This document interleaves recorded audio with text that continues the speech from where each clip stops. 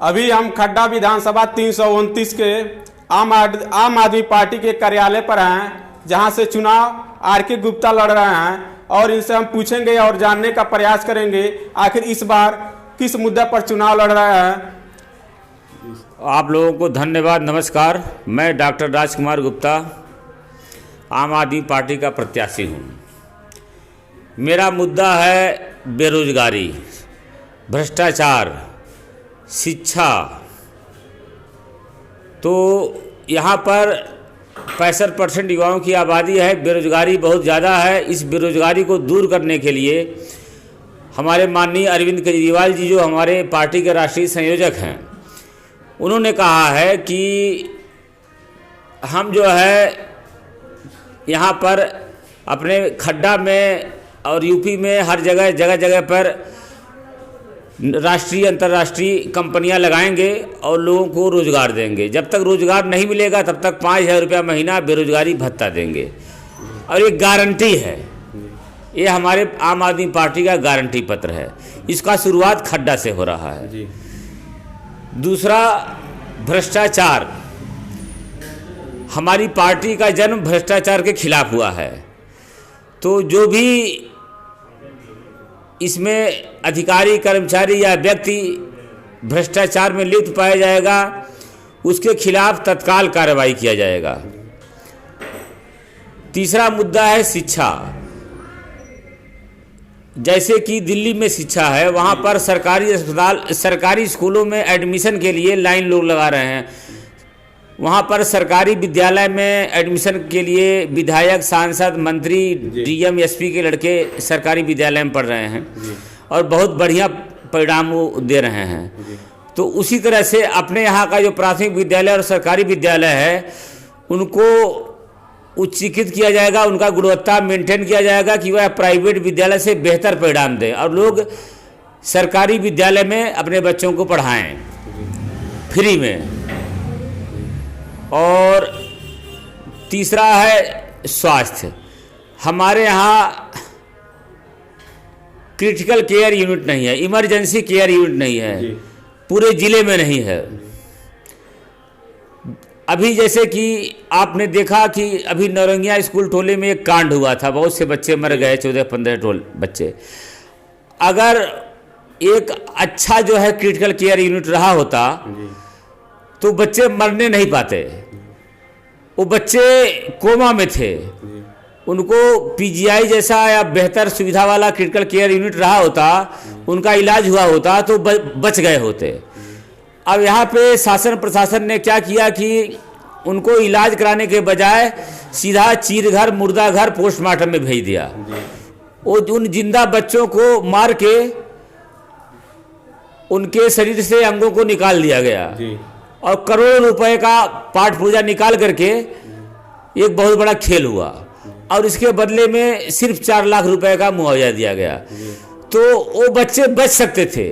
आइंदा ऐसी घटना ना हो, इसके लिए हम पीजीआई जैसा हॉस्पिटल बनवाएंगे कि ऐसे बच्चे मरने नहीं पाएंगे और ऐसे कंडीशन में इनके अंगों की तस्करी नहीं हो पाएगी।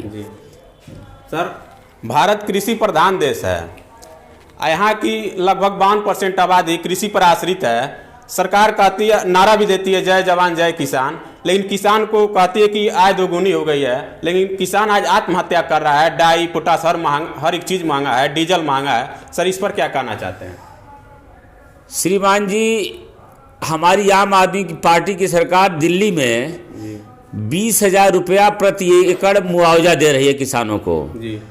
जिसका फसल खराब हो गया है उसको 1 एकड़ का, 1 बीघे का 20,000 रुपया मिल रहा है।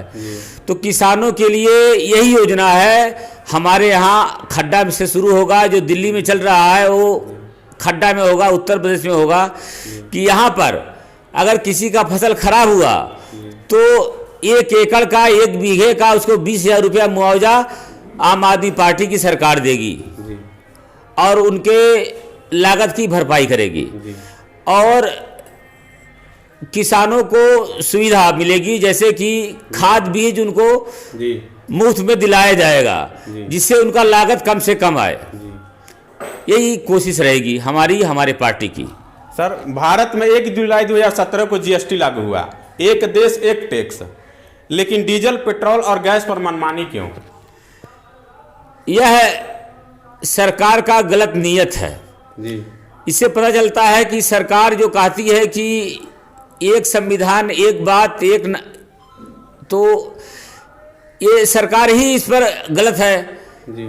जो जीएसटी जो है पार्ले बिस्किट पे लागू है वही जीएसटी डीजल पेट्रोल पे लागू होना चाहिए जी। जो जीएसटी दवाई पे लागू है वही जीएसटी पेट्रोल पे लागू होना चाहिए जी। अभी हमारा भारत सरकार जो है नेपाल को पेट्रोल देता है 40 रुपया लीटर जी। और अपनी जनता को पेट्रोल देता है 100 रुपया लीटर। जी। नेपाल को पेट्रोल डीजल पेट्रोल भारत सरकार ही सप्लाई करता है जी।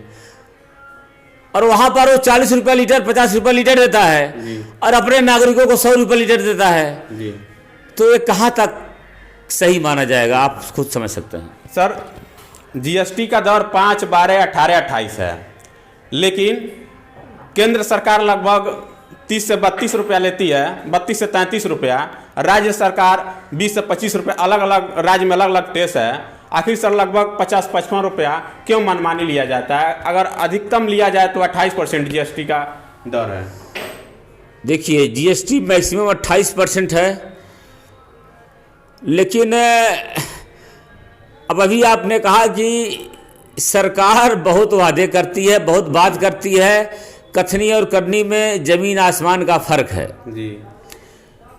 कहा जाता है कि हमने 9 लाख करोड़ दे दिया, 20 लाख करोड़ का पैकेज दिया। जी। हमारी सरकार ने कहा, भारत सरकार ने कहा 20 लाख करोड़ का पैकेज दिया। जी।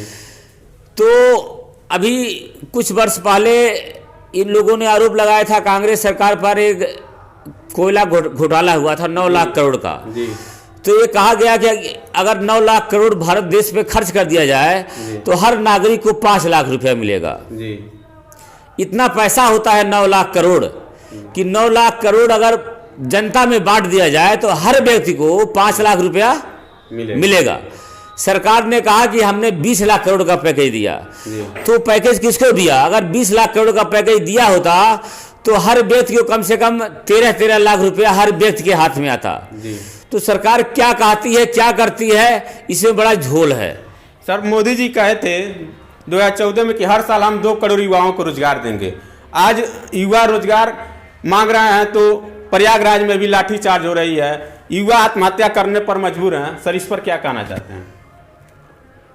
अब देखिए, मैं तो ये कहना चाहता हूं कि ये लोग मनुवादी बड़ व्यवस्था के तहत जी भारत में बाबा साहब का संविधान हटा करके जी मनुवादी बड़ व्यवस्था लागू करके जी ये वही काम करना चाहते हैं जो पहले होता था अंग्रेजों के ज़माने से पहले। जी। और ये अपना कानून थोप रहे हैं। बहुत सारी बातें हैं जो बताई जाएंगी, उसके लिए ज़्यादा समय चाहिए, लेकिन सरकार के नियत में खोट है। जी। जी सर।